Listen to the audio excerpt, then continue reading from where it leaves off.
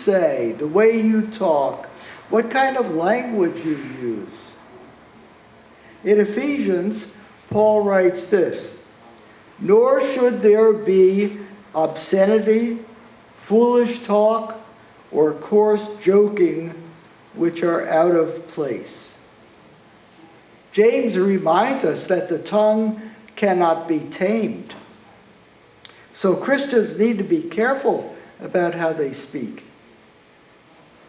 And the great love chapter in 1 Corinthians 13, at least in the King James Version, says that love is not rude. People listen to what we say and how we say it, what attitudes our speech shows.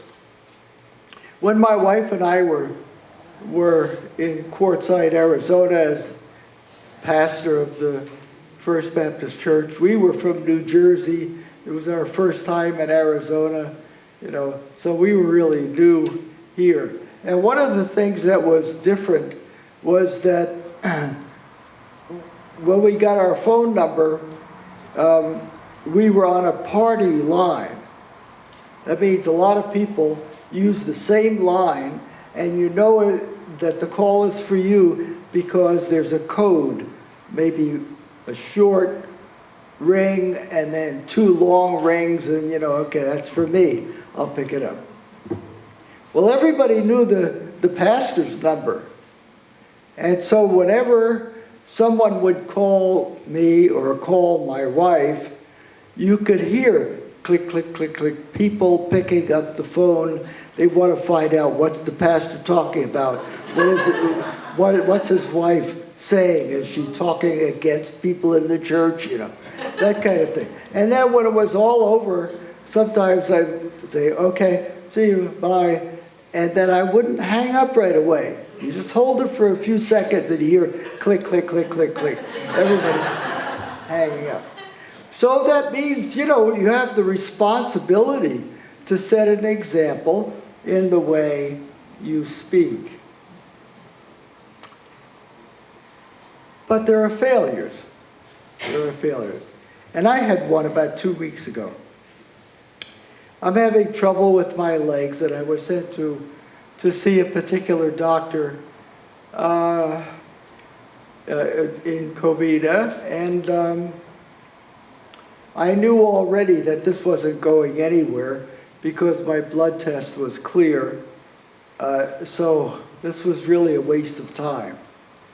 I had to go in and fill out all these forms as a new patient just to be seen, and I knew it was just not going to go anywhere.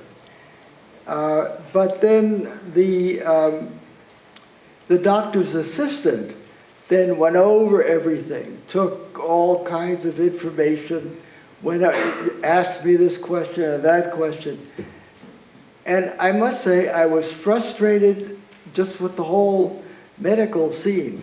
And I was irritated, and I spoke that way to her. When she finished, she went out to find the doctor. And my daughter, who was there with me, said, "Dad, that wasn't very good."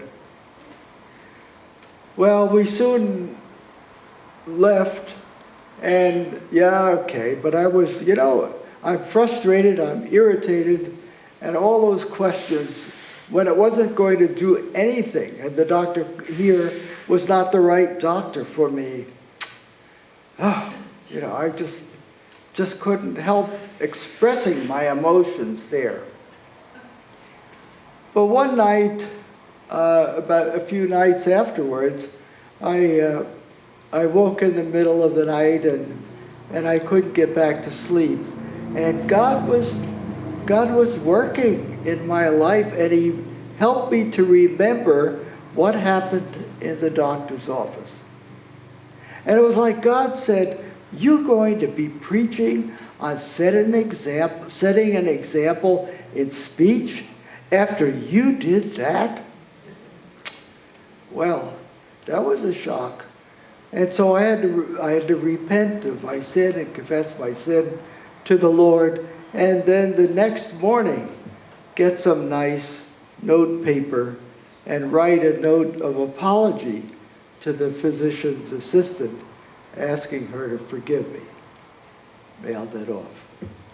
So 75 years of being a Christian, and still my tongue cannot be tamed, and God needed to pull me up short and tell me that was not right.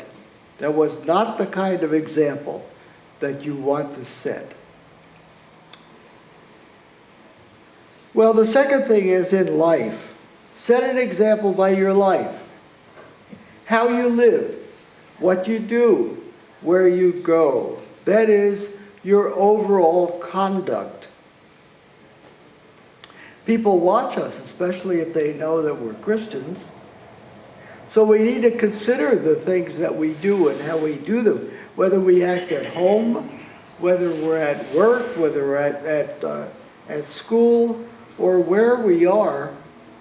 In the various groups that we're part of, set an example by how we act. Does our conduct enhance or degrade our witness? Paul then goes on to 3 other characteristics. But these first 2, set an example in speech and in conduct or in life. These are outward expressions, but they come from our hearts. Jesus said, out of the heart, a person speaks. So if there's irritation, if there's anger, if there's stuff like that, it comes out in one way, in our speech or in the way we act toward people. So these are external things, speech and conduct, but they reflect what's going on inside of us, inside of our hearts. But the next 3 are internal. These are things that inside of us, they are part of our character. And yet they don't stay inside of us. They show, they demonstrate to others what is inside. So it's sort of the reverse. The first thing he says, set an example in love. Love is perhaps the most important spiritual quality that we are to develop. In John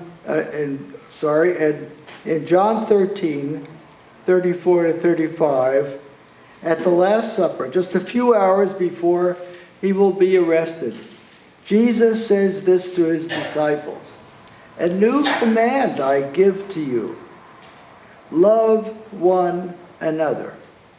As I have loved you, so you must love one another. By this everyone will know that you are my disciples, if you love one another." In Galatians 5, the first of the fruits of the Spirit is love. And when Paul begins to teach the believers about how to live as a Christian family in Ephesians 5, the very first thing he writes is, "Husbands, love your wives, just as Christ loved the church and gave himself up for her." Love is also part of the great commandment, to love God with all our heart, soul, mind, and strength, and to love others as we love ourselves. So this is the first inner quality we are to develop. Whatever your age, set an example by being a person of love. The second inner quality that Paul mentions is faith. Ephesians 2:8 says, "For by grace you have been saved through faith." So faith is important right at the beginning with our salvation. And as we read a few books after the letters to Timothy and Titus, we get to Hebrews, And chapter 11 is all about faith. It says, without faith, it is impossible to please God. And the chapter tells how believers faced many difficult things. Some were killed for their faith. Others had many different trials and testings, but died of old age. But in any case, this is in verse 13, the writer says this: all these people were still living by faith when they died. That's a good target for us. For our whole lives, we don't know when the end will come, but let us be people of faith, people who trust God, even when the going gets tough, when it's difficult to go any further, when we don't know how we're going to resolve this problem. We can trust God to provide for us, and we can live in faith. The third quality is purity. Purity in intentions and motives, and especially sexual purity. One of the fruits of the Spirit is self-control. And this is what Paul is urging to this young